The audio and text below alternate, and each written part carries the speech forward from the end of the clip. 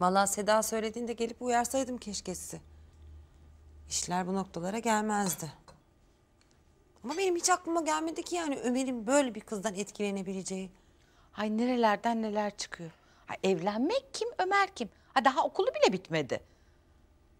Saf çocuğumu yoldan çıkardılar. Peki nasıl kabul edebiliyorsun Nadide abla? Hiçbir şey kabul ettiğim falan yok daha İnci. Kızı istemeye gidiyorsunuz ama. Ay duyunca kulaklarıma inanamadım ya.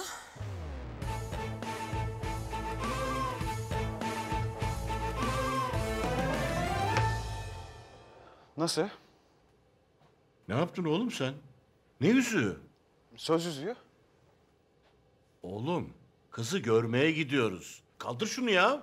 Ne sözü, ne nişanı bu? Baba kız istemeye gidiyoruz. Kızı verdik dediklerinde tokalaşıp çıkacak değiliz herhalde. Yani yüzüğü de takalım diyorsun hemen. Evet, normal olan da bu zaten. Yani bir yuva kurmaya bu kadar heveslisin ha? Sen benim şaka yaptığımı sanıyorsun herhalde. Yo. Sadece düşünüyordum. Geç otur bakayım sen.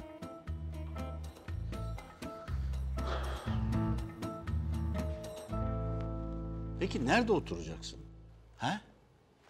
Yani nasıl geçineceksiniz?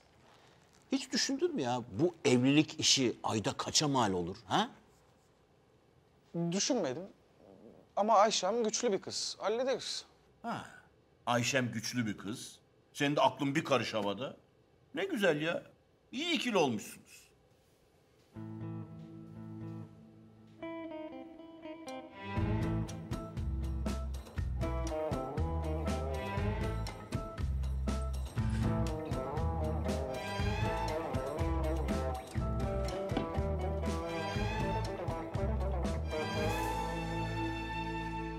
Ne o? Halanın evinin anahtarı. Tadilat yeni bitti. İçi pırıl pırıl. Tam da emlakçıya veriyordum. Sen ciddi misin?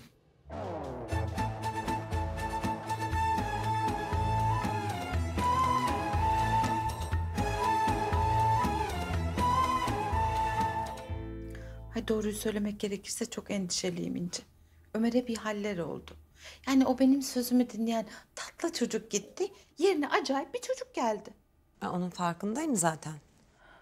Ay zıtlaşmaya korkuyorum. Yani damarına basarsam hepten kaybederim diye korkuyorum oğlumu. Onun için böyle tatlı tatlı anlatmaya çalışıyorum doğruları. Reha abi ne diyor bu duruma?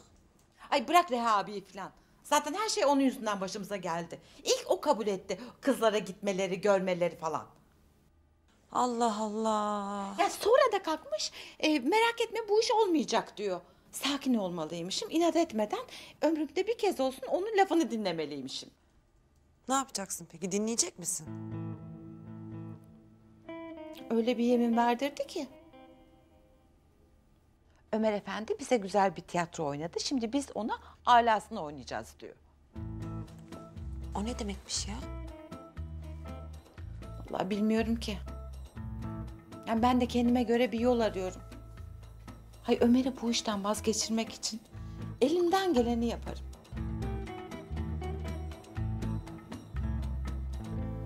Madem seviyorum diyorsun, sevgi öyle kuru kuruya olmaz. Evlilik de masallardaki gibi yürümez. Ya baba açıkçası ben senden böyle bir destek beklemiyordum.